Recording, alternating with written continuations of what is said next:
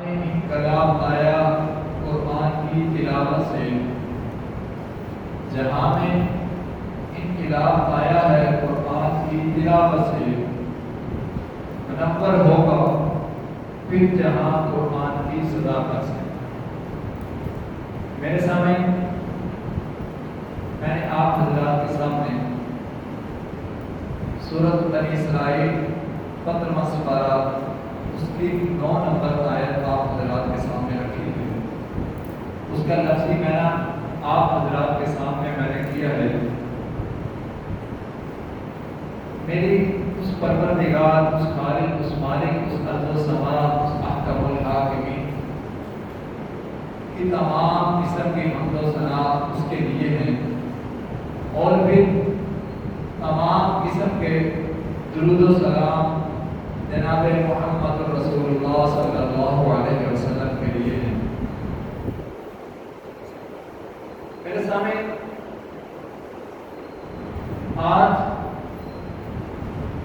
1400 سال گزرنے کے باوجود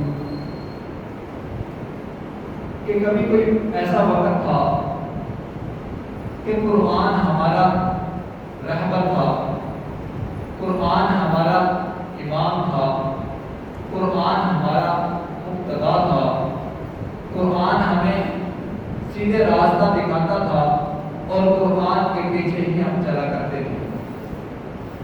لیکن افسوس پھر ہم نے قرآن کو چھوڑا۔ تو آج ہم غور کر لیں کہ آج ہماری حالت کیسی ہے، کہ ہم تو چاہیے تو یہ تھا کہ ہم قرآن کی حفاظت کرتے، صرف قرآن کی حفاظت ہی نہ کرتے بلکہ خود قرآن کو بن کر پیش کرتے، کفار کے سامنے ہم خود قرآن بن کر پیش ہوتے کہ وہ قرآن کی تاثیر کو دیکھتے، وہ قرآن کو اچھے نظریے سے دیکھتے۔ لیکن افسوس آج ہم نے قرآن کو بھی چھوڑا اور قرآن کے احکامات کو بھی چھوڑا، اور یہاں تک کہ ہم قرآن کی حفاظت بھی نہیں کر سکتے۔ مسلمان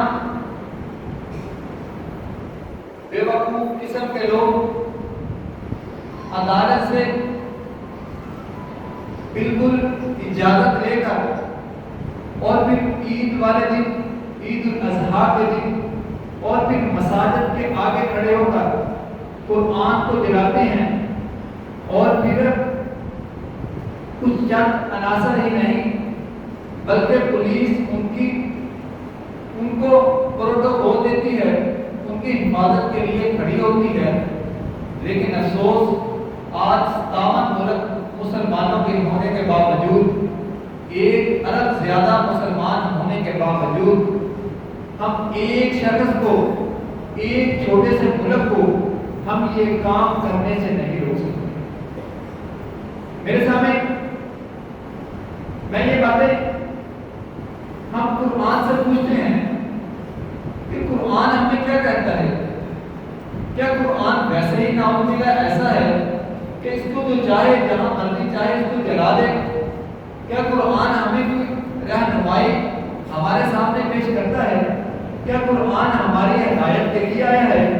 یہ چند ایک سوال میں قرآن کے ذریعے آپ حضرات کے سامنے رکھوں گا کہ قرآن آیا کس لیے تھا، تو ہم کس طریقے سے قرآن کو ہم نے اپنے سامنے رکھا ہوا ہے۔ ہم نے قرآن کے چاہیے تو یہ تھا کہ ہم قرآن کو اپنا آئین دستور بناتے، لیکن افسوس ہم نے قرآن کو پس پش ڈال دیا۔ میرے سامنے اگر ہم قرآن کی بات کریں، قرآن وہ کتاب ہے، آج سے پہلے بہت زیادہ لوگوں نے کتابیں لکھی، ایک شخص نے بھی کتاب لکھی، اور لوگوں نے مل کر بھی کتابیں لکھی، لیکن جب سے یہ دنیا بنی ہے اس وقت سے لے کر آج تک کوئی کتاب لکھنے والا مصنف مورخ یہ دعویٰ نہیں کر سکا کہ میں یہ کتاب لکھ رہا ہوں، کوئی بندہ اس جیسی کتاب اور بنا کر دکھا دے، یا کوئی بندہ یہ دعویٰ نہیں کر سکتا، یا آج تک نہیں کیا کسی نے کہ یہ جو میں کتاب لکھ رہا ہوں یا میں نے یہ کتاب لکھی ہے اس کے اندر سے کوئی غلطی کوتاہی نہیں نکال سکتا، لیکن میرے سامنے قربان جاؤں میں اس پروردگار کے جو رب العالمین ہے، اس نے 1400 سال پہلے پہلی صدی سے لے کر قیامت تک کے لوگوں کو آنے والے لوگوں کے لیے ایک چیلنج رکھ دیا۔ وہ چیلنج کیا ہے؟ شمال سے مغرب تک، جنوب سے مغرب سے شمال تک، یہاں تک کہ جنوب تک، یعنی کہ دنیا کے چاروں حصوں تک اللہ رب العزت کی ذات نے اس چیلنج کو اپنے بندوں کے سامنے رکھا۔ صرف بندوں کے سامنے ہی نہیں رکھا بلکہ جنوں کے آگے بھی رکھا۔ اللہ رب العزت نے وہ چیلنج کیا ہے جو چیلنج اس کتاب کے ذریعے کیا۔ اللہ رب العزت نے فرمایا قُلْ إِنِ اجْتَمَعَتِ الْإِنسُ وَالْجِنُّ عَلَىٰ أَن يَأْتُوا بِهَٰذَا الْقُرْآنِ لَا يَأْتُونَ بِمِثْلِهِ وَلَوْ كَانَ بَعْضُهُمْ لِبَعْضٍ ظَهِيرًا۔ کیا بندو، کیا کوئی ہے اس جیسی کتاب کو بنا کر دکھائے؟ کوئی کتاب اس جیسی بنائے گا؟ کوئی کتاب بنا کر تو دکھائے۔ اور اللہ رب العزت کی ذات نے اس کے ساتھ یہ بھی کہہ دیا قُلْ إِنِ اجْتَمَعَتِ الْإِنسُ وَالْجِنُّ، اور تم جنوں کی بھی مدد لے لو۔ صرف اللہ رب العزت کا چیلنج انسانوں کے لیے نہیں بلکہ جن بھی ایک مخلوق ہے ان کے لیے بھی کہہ دیا کہ تم ان کی بھی مدد لے لو۔ تم ان کی بھی مدد لینے کے باوجود تم اس جیسی کتاب بنا کر دکھا دو، کتاب بناؤ اور پھر دکھا دو۔ أَن يَأْتُونَ بِمِثْلِ هَٰذَا الْقُرْآنِ، پھر آگے اللہ رب العزت نے فرمایا لا یأتون بمثلہ، تم اس جیسی کتاب نہیں بنا سکتے۔ اور پھر اللہ رب العزت کی ذات نے اپنے چیلنج کو اور تھوڑا مختصر کر دیا۔ اللہ رب العزت نے فرمایا چلے ٹھیک، اگر تم ساری کی ساری کتاب نہیں بنا سکتے تو پھر ایسے کرو ام یقولون نفترا قل فأتوا بعشر سور مثلہ، چلو ایسے کرو تو 10 سورتیں ہی بنا کر دکھا دو۔ تو پھر وَادْعُوا مَنِ اسْتَطَعْتُم مِّن دُونِ اللَّهِ إِن كُنتُمْ صَادِقِينَ۔ تو جب یہ بھی چیلنج کو کوئی قبول نہ کر سکا تو پھر آگے اللہ رب العزت نے فرمایا چلو ایسے کرو فَلْيَأْتُوا بِحَدِيثٍ مِثْلِهِ، کوئی ایک آیت بھی بنا کر ایسے دکھا دو۔ تو میرے سامنے آج تک قرآن کا یہ چیلنج 1400 سال پہلے سے لے کر قیامت تک آنے والے لوگوں تک یہ چیلنج موجود ہے کہ کوئی پورا قرآن کوئی کتاب اس جیسی بنا کر دکھا دے، یا کوئی کتاب نہیں تو 10 سورتیں بنا کر دکھا دے۔ اگر 10 سورتیں نہیں بنا سکتے تو ایک آیت بھی بنا کر دکھا دے۔ لیکن میرے سامنے آج تک یہ کوئی چیلنج پورا نہیں کر سکتا۔ کیوں؟ اس کی وجہ کیا ہے کہ اللہ رب العزت کی ذات نے سورۃ بقرہ کی شروع کی آیت کے اندر ہی بتلا دیا الف لام میم ذالک الکتاب، یہ کتاب لا ریب فیہ، یہ شک اور شبہ والی اس کے اندر کوئی چیز نہیں، شک اور شبہ کی کوئی گنجائش نہیں ہے۔ میرے سامنے اگر کوئی یہ کہتا ہے کہ یہ الہامی کتاب ہے، اللہ کی نازل کی ہوئی کتاب ہے، اس لیے اس جیسی کوئی نہیں بنا سکتا، یا اس کی حفاظت اللہ رب العزت نے خود کی ہے کیونکہ یہ قرآن اللہ کی طرف سے نازل ہوا ہے، لیکن میرے سامنے اس کے بعد قرآن کے بعد اگر کوئی دوسری کتاب ہے تو وہ انجیل ہے۔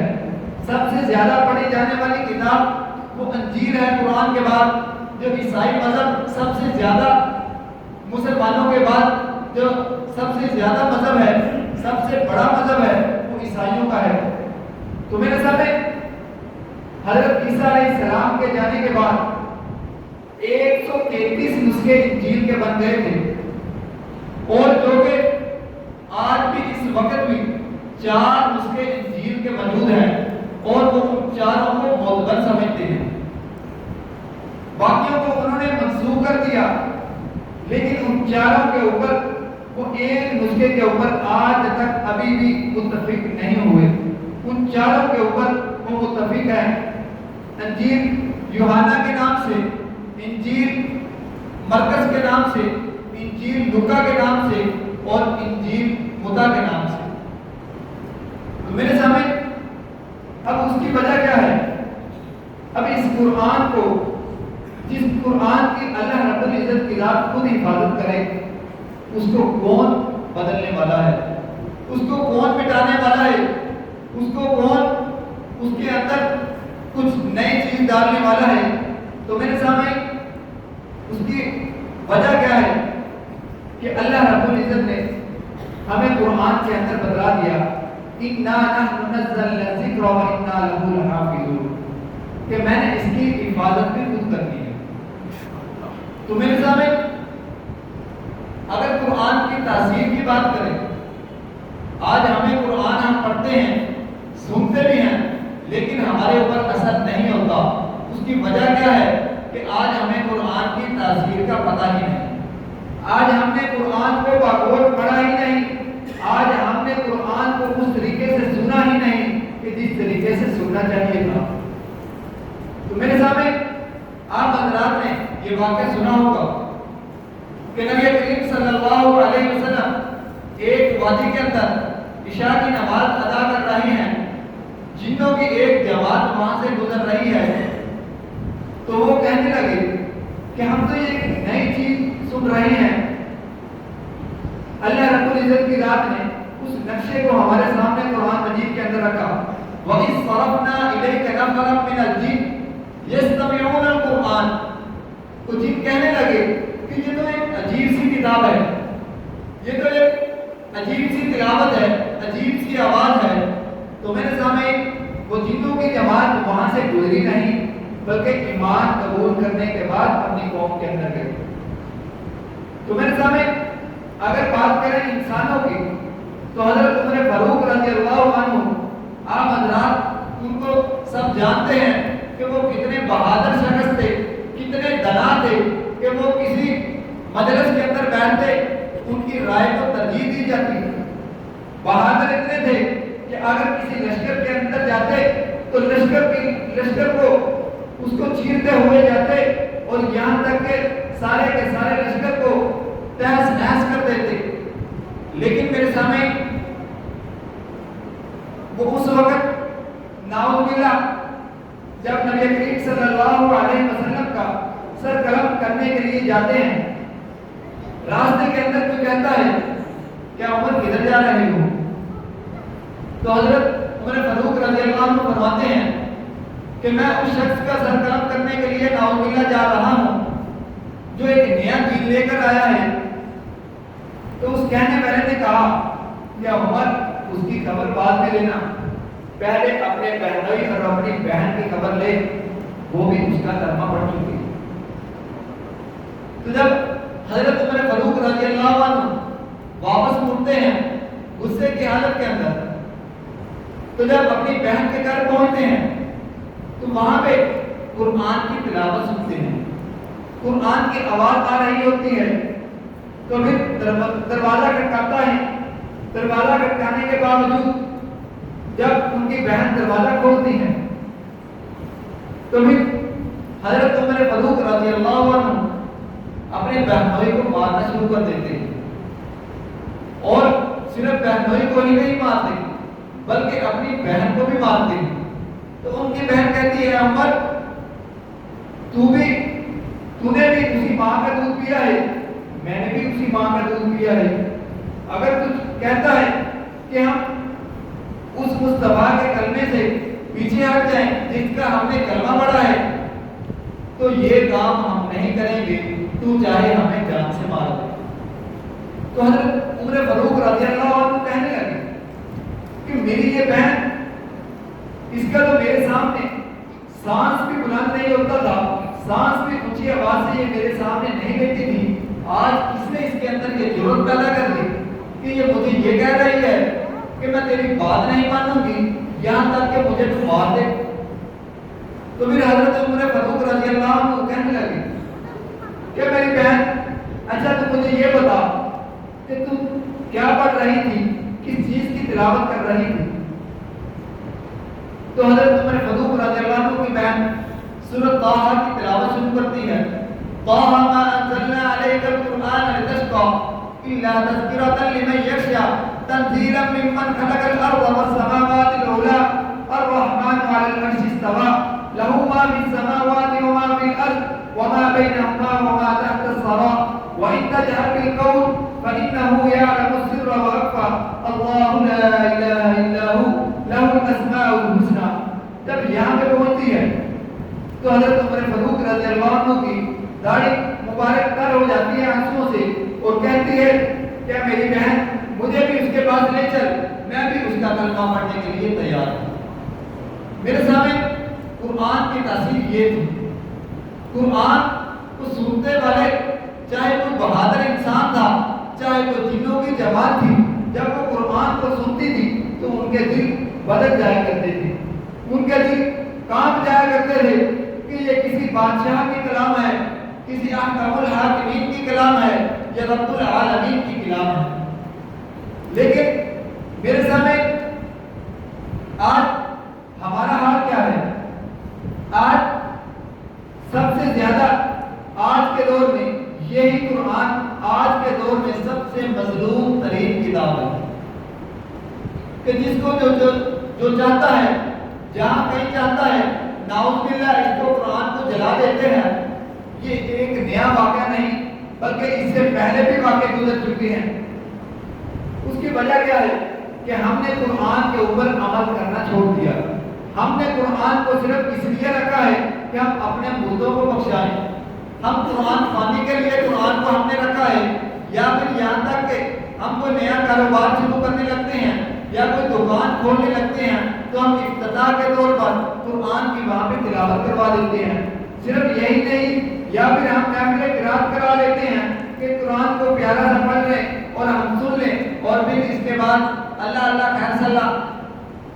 میرے سامنے آج ہم نے اس قرآن کو مردوں کی کتاب بنا لیا, حالانکہ یہ قرآن تو زندوں کی کتاب تھی. حالانکہ یہ قرآن تو وہ قرآن تھا, یہ وہ کتاب تھی کہ جو ہدایت کے لیے آئی. اب قرآن سے ہی پوچھ لیتے ہیں کہ اے قرآن تو کیوں آیا, تجھے نازل کیوں کیا گیا؟ تو قرآن سے ہمیں یہ جواب آئے گا الف لام را کتاب انزلناہ الیک لتخرج الناس من الظلمات الی النور بإذن ربهم الی صراط العزیز الحمید. کیا میرے پیارے محبوب یہ قرآن ہم نے اس لیے نازل کیا ہے کہ آپ لوگوں کو گمراہی سے نکال کر اندھیرے سے نکال کر روشنی کی طرف لے آئے. قرآن تو یہ تھا, قرآن تو اس لیے نازل ہوا تھا. تو میرے سامنے کسی نے کیا خوب کہا گمراہ نہ ملے گا تمہیں شیطان سے بدتر, گمراہ نہ ملے گا تمہیں شیطان سے بدتر, اور ہادی نہ ملے گا تمہیں قرآن سے بہتر. تو میرے سامنے آج وجہ کیا ہے؟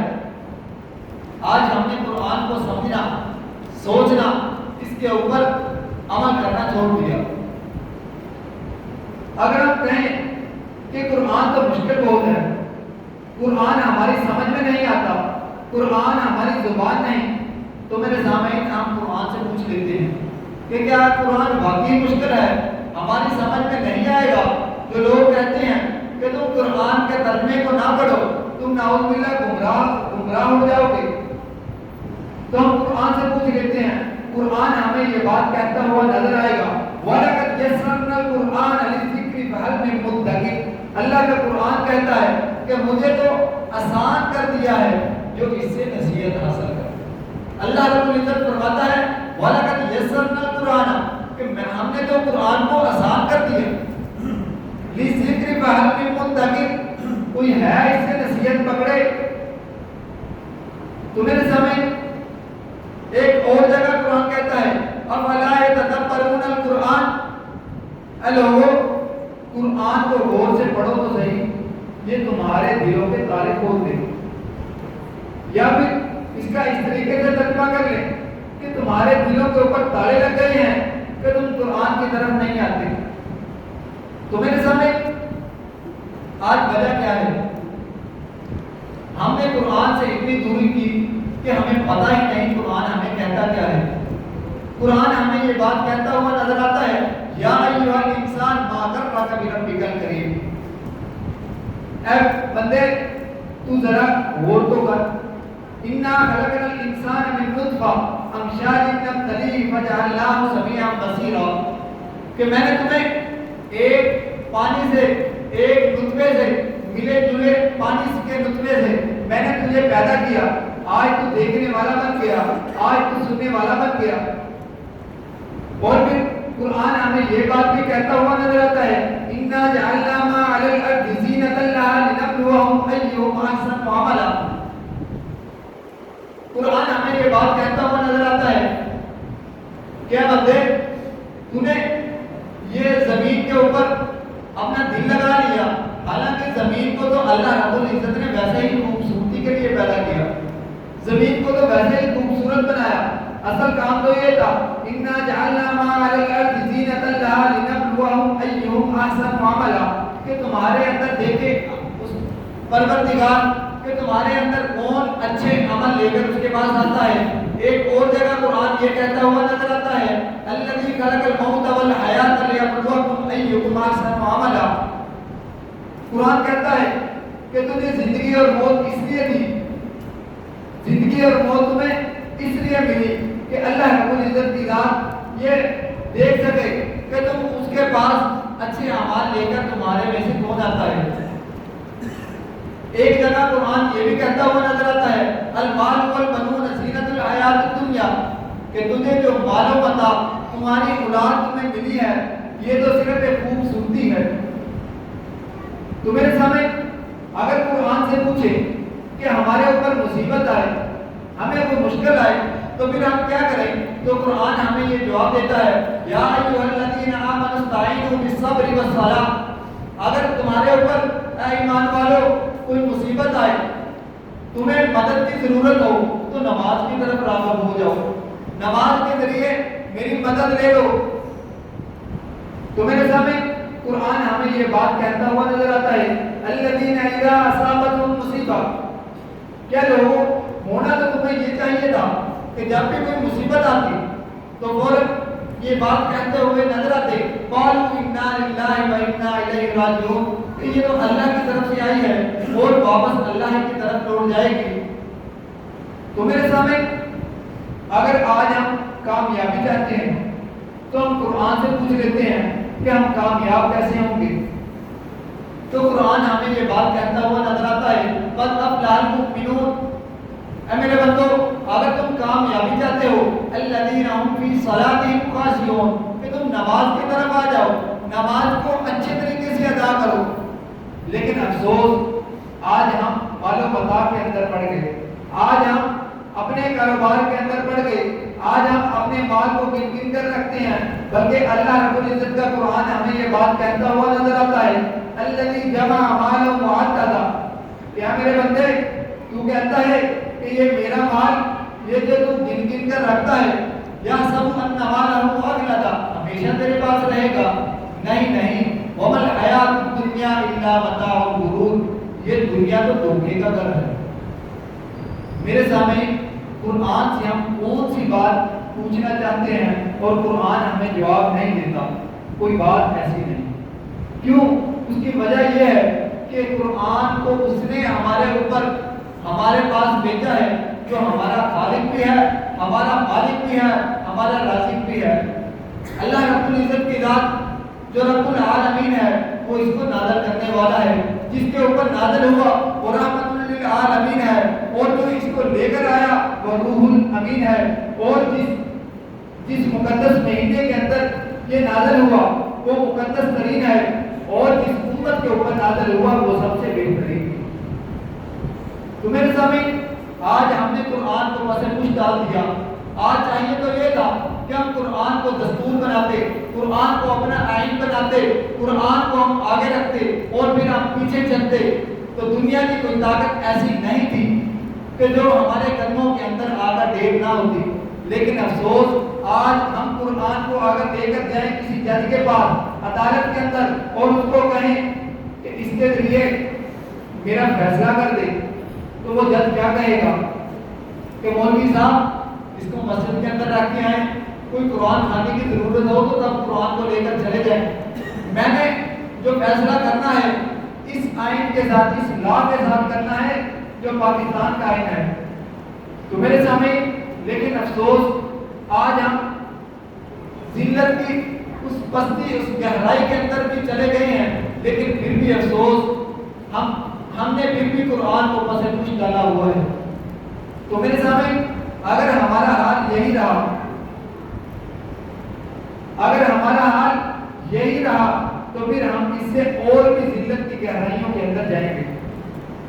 تو میرے سامنے اگر دیکھا جائے قرآن کے اوپر جنہوں نے عمل کیا, قرآن کو جنہوں نے اپنا دستور بنایا, قرآن کو جنہوں نے اپنا آئین بنایا, تو وہ صحرا کے بدو ہوتے تھے, وہ صحرا کے بدو تھے, وہ اونٹوں کے چرواہے تھے, ان کو کوئی جانتا تک نہیں تھا, علم و حکمت سے خالی تھے. لیکن جب انہوں نے قرآن کو اپنے آگے رکھا تو وہ زمانے کے امام بن گئے, وہ مقتدا بن گئے, وہ قسمت کے دنی بن گئے, اور وہ اخلاق کے غنی بن گئے. دنیا حیران تھی کہ کیا تھے اور کیا بن گئے. تو میرے سامنے افسوس آج ہم نے قرآن کو پس پوش ڈال دیا. حالانکہ مسند احمد کے اندر یہ حدیث موجود ہے, اللہ کے رسول صلی اللہ علیہ وسلم نے فرمایا اگر کوئی ولی کو ڈھونڈنا چاہتا ہے, اللہ کے نیک لوگوں کو ڈھونڈنا چاہتا ہے, تو وہ اہل القرآن, ہم اہل اللہ, اگر کوئی اللہ کے ولی کو تلاش کرنا چاہتا ہے تو وہ ان لوگوں کو تلاش کر لے جو قرآن کی تلاوت کرتے ہیں اور جنہوں نے قرآن کو اپنا بستر اور بچھونا بنا رکھا ہے. تو میرے سامنے اگر ہماری حالت ایسی ہی رہی تو پھر ایک اور حدیث اپنے ذہن کے اندر یہ بات رکھ لیں.